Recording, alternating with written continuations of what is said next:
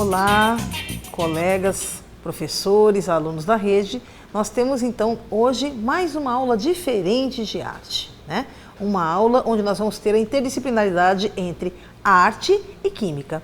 Vocês podem estar vendo, né, que a própria locação hoje já está um pouco diferente, né? Eu estou aqui no Laboratório de Preservação e Restauro de Obras Artísticas aqui da Pinacoteca do Estado, né? E para me ajudar, né, a que a gente possa entender como é que a química se alia, se associa à arte, eu trouxe aqui então a minha colega, a Simone Silva Cotrim, professora de Química da rede, para me ajudar aí a explicar esse processo todo. Obrigada, professora. Obrigada, Márcia, pelo convite. Olá, colegas, estudantes, tudo bem? Agora, os estudantes vão poder ver, né, o que é química, aonde que eu vou usar a química, né? Tu me pergunta, né, Márcia? Ah, professor, onde eu vou ver a parte da química na minha vida, e tal? E aí vai ver uma aplicabilidade da química na arte, né? Então, a aula de hoje vai ser voltada em cima disso, né, Márcia? Isso mesmo. Olha só. Então, para a gente começar, né, vamos ver já a habilidade que a gente vai trabalhar, tá? Nós vamos trabalhar a habilidade 307 de Ciências da Natureza, tá? Para o ensino médio. Então, é analisar as propriedades dos materiais para avaliar a adequação de seu uso em diferentes aplicações industriais, cotidianas, arquitetônicas ou tecnológicas, e ou propor soluções seguras e sustentáveis, considerando o seu contexto local e seu cotidiano, tá?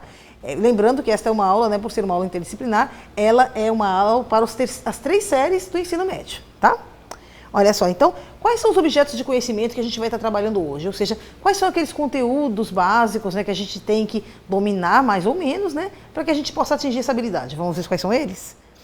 Olha só, vamos falar um pouquinho sobre o processo de restauro de obras artísticas, de acordo com os suportes e materiais empregados. Vamos falar também sobre o restauro de pinturas, tintas, solventes, bases, soluções e reações químicas. E vamos falar um pouquinho sobre o restauro de esculturas, oxidação e corrosão de metais e processos de criação, fundição, machetaria, corrosão do metal, água forte, tá? Então, esses são os objetos de conhecimento que nós iremos trabalhar na aula de hoje. E para que a gente comece, né, então vamos falar um pouquinho, né, sobre a questão da degradação de obras, uma vez que nós estamos, né, dentro de um espaço de restauração, de preservação de obras artísticas, tá bom? Então, quais são as principais causas aí de degradação de obras? Então, gente, agora vai aparecer na tela para vocês, tá, alguns desses processos, tá, que acontecem. Então, a gente vai ver, o primeiro deles é o processo da oxidação do metal, né? E nós temos aí, por último, né, como a gente já tinha falado antes, a questão da combustão, que é a queima, né, desse material. Seja ele, né, uma tela de papel ou seja uma tela, né, de tecido, tá bom? Olha só, colega, então a gente pode observar nessas obras aqui mesmo, ó, que a gente vai dar uma olhadinha depois aqui com a restauradora da Pinacoteca, a gente já pode ver alguns efeitos aí da ação da degradação, né, no decorrer do tempo, olha só, né, questão de craquelamento aqui, né, algumas coisinhas que a gente vai... Desgaste, corrosão, né? Desgaste, corrosão, né, desgaste por inseto, né, enfim, né, várias coisas aí, né, que a gente vai ter que ver, né, essa questão da preservação e do restauro. Agora, né, para a gente ver essa questão aí da degradação de obras, né, eu vou chamar a restauradora aqui responsável por esse espaço de restauração aqui dentro da Pinacoteca, a senhora Teodora Carneiro. Obrigada, você é muito bem-vinda, todos são muito bem-vindos e é um prazer estar aqui e poder conversar com todos vocês sobre tudo que acontece aqui na Pinacoteca de São Paulo. Então a gente vai falar um pouquinho agora, começar a falar um pouquinho sobre essa questão do escurecimento, né? Essa degradação do pigmento que faz com que ele escureça ou fique amarelado. O que acontece, né? Qual é o tipo de transformação que a gente tem? O que faz, né, com que uma obra como essa aqui, né, que você me falou que aqui a gente tinha uma camada de verniz e essa camada de verniz ela foi amarelecendo, escurecendo com o tempo, é isso mesmo? Então agora a gente vai falar um pouquinho, né, sobre algumas esses fatores aí de degradação, como que a gente pode fazer para evitar, né, que isso piore. Então aqui, né, logo nessa primeira pintura aqui, né, a gente vai ver a questão aqui do craquelado, né, o craquelamento, né? Como que a gente faz, então, para resolver esse caso, o caso de uma pintura como esta aqui? Sim, o craquelamento, ele pode ter várias razões. Então, a primeira coisa que a gente faz é observar, aqui vocês têm as trincas, várias trincas diagonais, e aqui também tem perdas da pintura. Aqui a gente vê aqui uma pequena perda e a gente vê aqui a outra perda, tá vendo? A gente vê uma erosãozinha. Isso, aqui a gente tem uma outra coisa que é uma abrasão. Aqui a gente tem uma alteração grande no pigmento e na cor, e aqui a gente tem também uma área grande de opacidade. Sim. Nesse caso, a gente faria uma limpeza da obra para, depois de remover sujidade e resíduos de verniz, etc., com um pincel bem fininho, e colocando um adesivo aqui em todas essas fissuras para poder fazer a planificação e depois a consolidação dessa trinca de forma totalmente horizontal. Agora a gente vai falar um pouquinho dessa segunda obra que está aqui para restauro, onde a gente pode ver justamente a ação aqui, não apenas do tempo, né, onde a gente vê uma certa degradação da própria moldura, mas também a questão da infestação aí por pragas, né, que a gente não sabe aqui se foi cupim, broca, mas a gente vê que, né, teve aí, né, uma infestação, né, ela teve um problema aqui, né, causado por insetos, né, e também, né, a gente vê um certo abaulamento da obra, né, dentro, mostrando aí, né, que a base dela, né, já deve ser trocada, substituída, enfim, né. A gente aqui também tem aqui o processo de oxidação do verniz. Que é o amarelado, que a gente já falou um pouco aqui, mas aqui está muito mais acentuado, né? Exatamente. A oxidação, quem já teve em casa um livro bem velho, que foi colocado um durex, por exemplo, para colar as páginas, etc. Esse durex, ele não vai ficando amarelo, às vezes até marrom? Sim. É exatamente esse o processo de oxidação. Se a gente fizesse uma analogia, seria como colocar um durex transparente em cima da obra, bem novinho, e que com o tempo ele ficasse todo amarelado, escurecido. Então, o que tem embaixo, ele continua com a cor original, mas essa película que está por cima, que é o verniz, está com uma cor muito alterada, amarelada, que é o processo de oxidação. Só um detalhe que todos os vernizes, eles não evaporam, não é um processo de evaporação. É um processo de secagem através da oxidação. Então, a nossa professora vai poder nos explicar um pouco o que acontece em relação a essa questão. Essa questão. Aí, para explicar melhor, né, o que a Teodora explicou tão brilhantemente para nós, eu vou chamar novamente aqui a professora Simone para que ela explique justamente essa reação química aí, né, com a alteração da estrutura molecular do pigmento, né, que tende a escurecer ou até mesmo a desbotar em alguns pontos, né, professora, uma obra, né?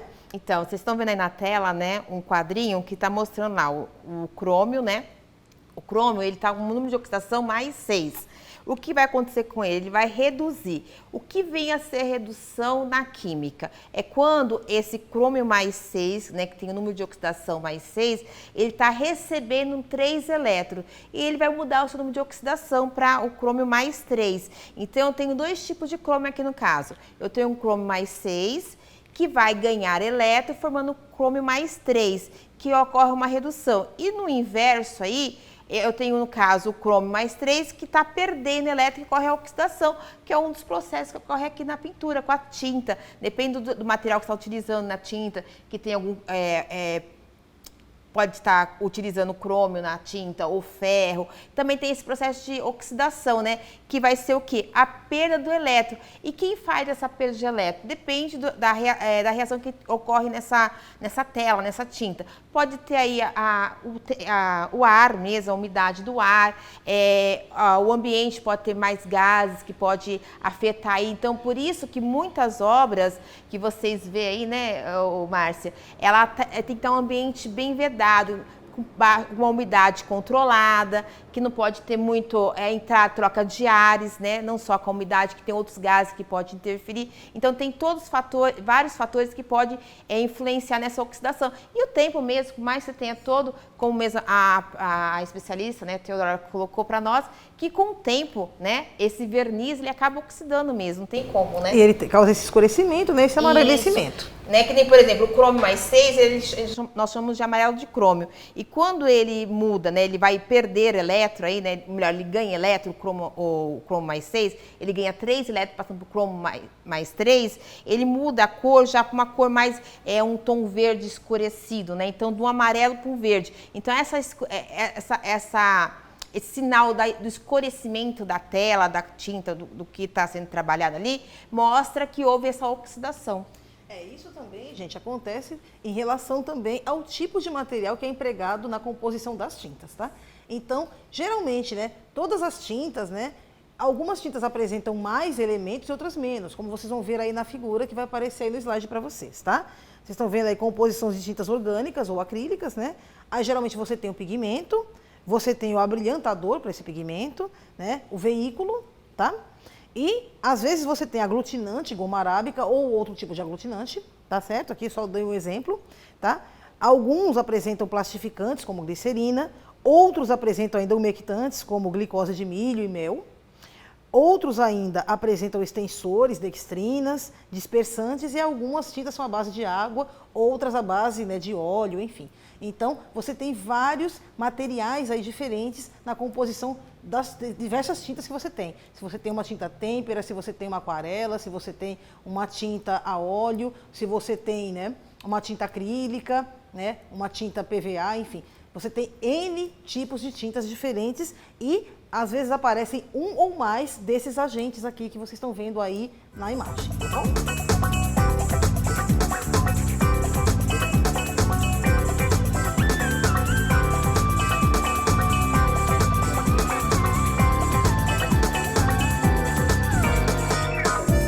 Agora, a gente está aqui nessa outra parte, né, professora? Essa outra parte aqui do Laboratório de Preservação e Restauro, falando um pouquinho sobre a deterioração de obras, né, com suporte em papel. Então, a deterioração dessas obras, gente, ela pode acontecer de várias formas, tá? Uma delas é através da fotólise, ou seja, coincidência de raios UV ou raios solares. Banho, que a gente fala, um banho de desertificação do papel. A gente usa, são dois tipos de banho que a gente pode dar, né? Do bicarbonato ou do hidróxido de cálcio, né? A gente faz essa imersão do papel para poder controlar o pH desse papel, né? Abaixando o pH, fazendo essa redução do pH, faz com que ele tenha uma longevidade melhor, né, o papel, e também não ocorram outras reações com os pigmentos. Tá. E aí a gente tem essas fórmulas, né, Isso. que a gente vê. Que aí você reações. vê, né, aí tem o bicarbonato, né, que é quando você põe um banho de bicarbonato, o que vai acontecer? Vai estar formando aí o carbonato de cálcio, água e CO2, no caso, né, a reação química ocorre, que vocês estão vendo aí na tela, ou no hidróxido de cálcio, né, que também, aí você vai ter uma imersão junto com água e gás carbônico, né, que vai estar liberando o carbonato, né, que vai estar sobre o papel, neutralizando, né, esse pH, e a liberação do gás carbônico também, né, então essa é a reação de neutralização do pH no papel, que vocês estão vendo.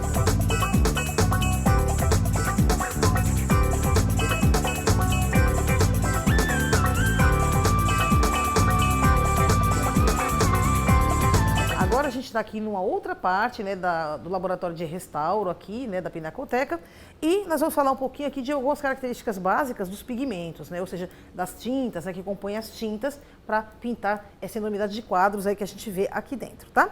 Então, gente, esses pigmentos eles podem ser orgânicos, né, que são feitos a partir de animais, de plantas, né? Ou eles podem ser sintéticos também, né? Apresentando carbono, hidrogênio, nitrogênio e oxigênio na composição deles, tá? Ou ainda eles podem ser inorgânicos, né? Eles derivam de elementos geológicos, tá? Como diferentes tipos de solo, areia ou fragmentos de rocha. Agora a gente vai falar um pouquinho, né, ainda dos vernizes, né? E a gente vai entender por que a gente está falando dos vernizes. Por que os vernizes são tão importantes? Sempre quando um artista termina de pintar sua obra, ele geralmente passa uma camada de verniz. Para quê? Para proteger, né, essa pintura da ação de impurezas atmosféricas, né? A gente sabe que no ar está cheio de radicais livres aí, né, voando, né? E outros tipos aí de bactérias, e bolores, fungos que podem danificar essa pintura. Então, sempre é passado um verniz para dar uma impermeabilizada nessa pintura, certo? Então, eles não devem, portanto, reagir ou apresentar solubilidade com tinta e muito menos com outros tipos de pigmentos, tá? E as características principais do verniz devem ser a transparência, a opacidade, além de ter um alto grau de aderência e viscosidade, tá bom? Então, os vernizes, eles são divididos em vários tipos, né? Alguns desses tipos são as soluções, outros tipos são as resinas, nós temos ainda os óleos, as lacas sintéticas, os esmaltes e as lacas naturais.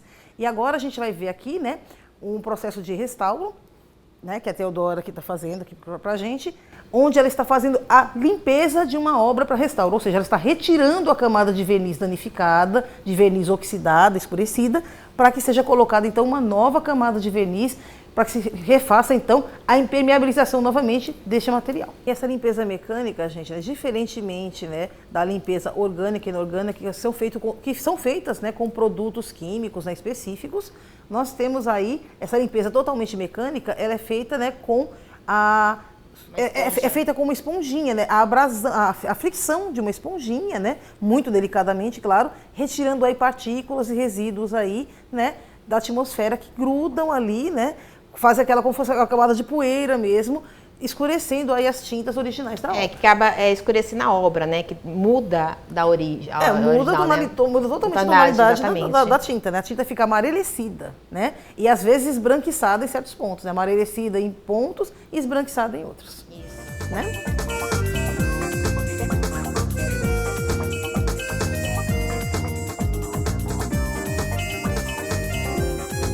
Então, gente, agora a gente vai falar um pouquinho, né, sobre a questão das esculturas em metal, né? A gente está aqui nesta sala, né, aqui na Pinacoteca, onde nós temos, entre outras obras, né, algumas obras feitas aí em várias técnicas diferentes de produção de esculturas, né, e gravuras feitas, né, em metal, tá bom? Então, nós vamos falar um pouquinho primeiro da conformação, né, do metal, transformando-se nessas esculturas, tá? Então, os metais aí apresentam como características, né, o fato deles serem, ao mesmo tempo que eles são dúcteis, né, são duros, são firmes, eles também são maleáveis. Então, eles podem ser transformados em diversos suportes, né, no caso, em fios, em pranchas, e eles podem ser adotados nas mais variadas técnicas de escultura, né, como no forjamento, né, onde a gente tem a marchetaria, a compressão, na laminação.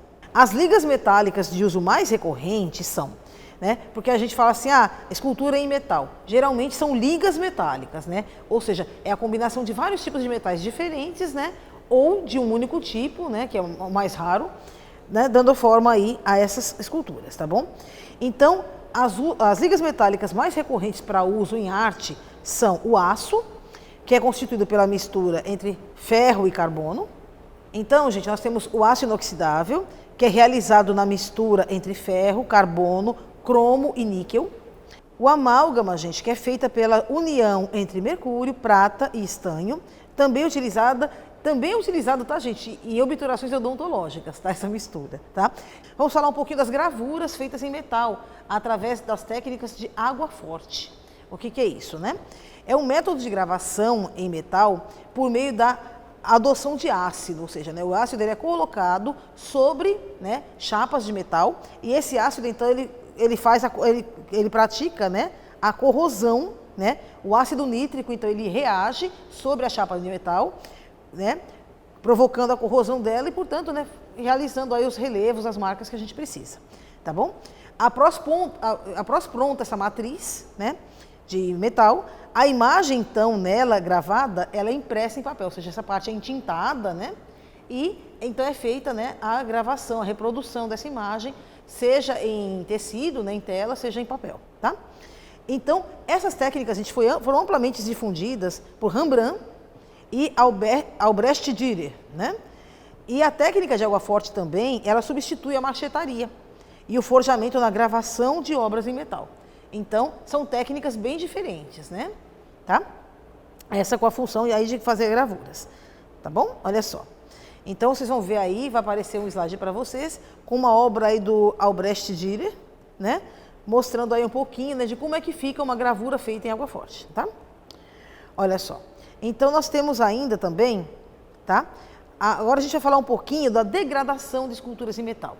Todo mundo, acho que já deve ter observado, né? Quando você vai, por exemplo, passa numa praça pública, você vê lá um busto em bronze, né? Você vê que pela ação do tempo, né? Esse busto geralmente ele apresenta uma coloração verde, esverdeada, né? Em algumas partes, muito escura em outras. Por que isso acontece, né? Acontece pelos efeitos de degradação desse metal, tá? Então, qual é o processo aí principal de degradação do metal, né? As principais causas de deterioração aí é a questão da oxidação ou redução. O que significa essa degradação, né? Essa oxidação?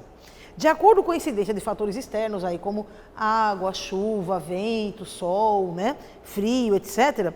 No caso de obras ao ar livre, né? Ou ocasionada até pela ação do tempo mesmo, de ficar parado ali no cantinho, a umidade relativa do ar também influencia, né? A presença de partículas suspensas, né? Na poluição atmosférica aí, né? E mudanças bruscas de temperatura, tá?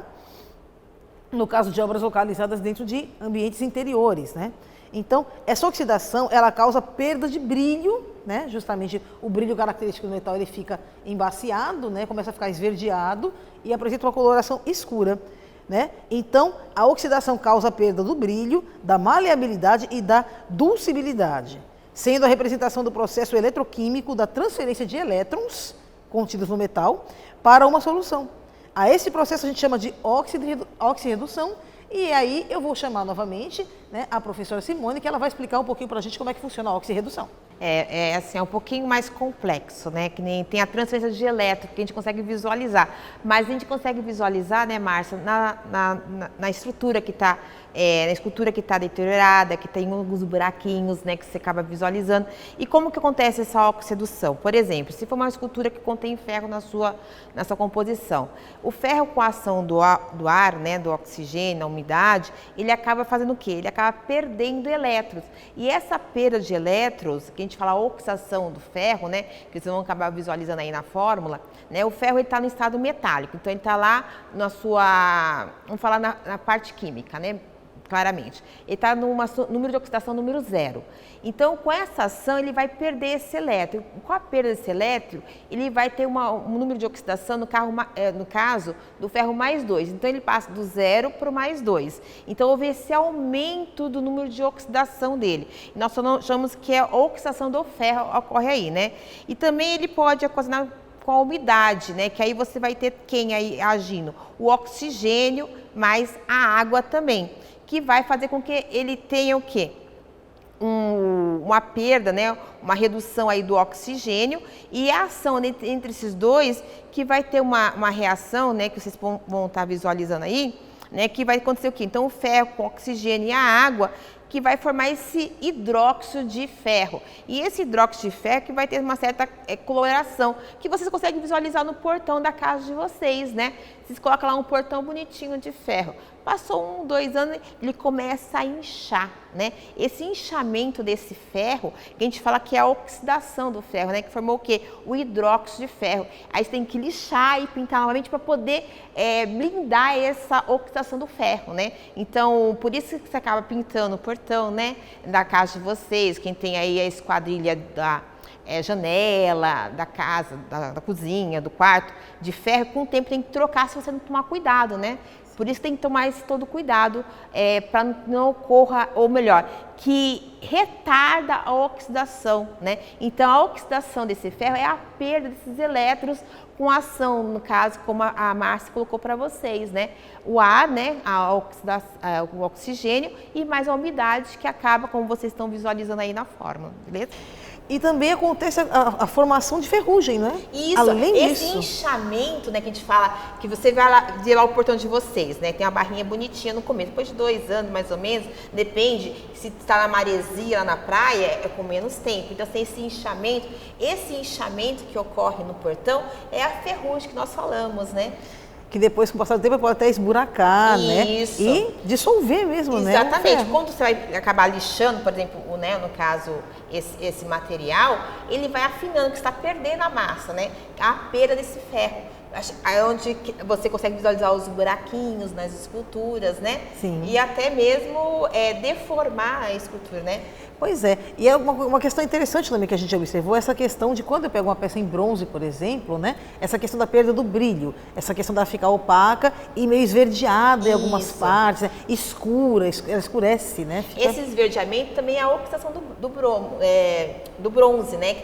Então, por isso que acaba, ao invés de ter inchamento igual do ferro, ele vai ter essa parte escura, né? Esse esverdeamento do material. Certo. Obrigada, viu, Simone? Obrigada. Então, gente, acho que a gente conseguiu entender aqui um pouquinho o que é a oxirredução, né? E como que se forma esse processo aí ferruginoso aí em superfícies metálicas, certo? Bom, gente, então agora, né, chegamos ao fim de mais uma aula diferenciada, uma aula interdisciplinar de arte e química. Espero que vocês tenham se divertido aí em casa tanto quanto nós aqui, né, neste laboratório maravilhoso, né? Parece aqui um mundo mágico, né? Cheio de substâncias, cheio de coisas lindas para a gente ver e apreciar. Gostaria de agradecer também a Teodora Carneiro, a grande restauradora daqui, né, da Pinacoteca, que tão gentilmente nos acolheu aqui, né, nos seus domínios, né? E nos fez nos sentir muito à vontade e nos explicou muitas coisas interessantíssimas, tá? Sobre, né, tudo que a gente falou um pouquinho. E agradecer também, né, a professora Simone por ter aceitado o meu convite, né, meio que isso em cima da hora. Muito obrigada, Márcia, pelo convite, queria agradecer, foi um aprendizado muito grande, né? Assim, eu falei um pouco da química, mas aprendi muito sobre a arte, né? Muito obrigada pelo convite. Olha, gente, então, para todos vocês, né, muito obrigada por estarem conosco até agora, né? Um forte abraço em cada um e a gente se vê. Tchau, tchau. Tchau, até a próxima.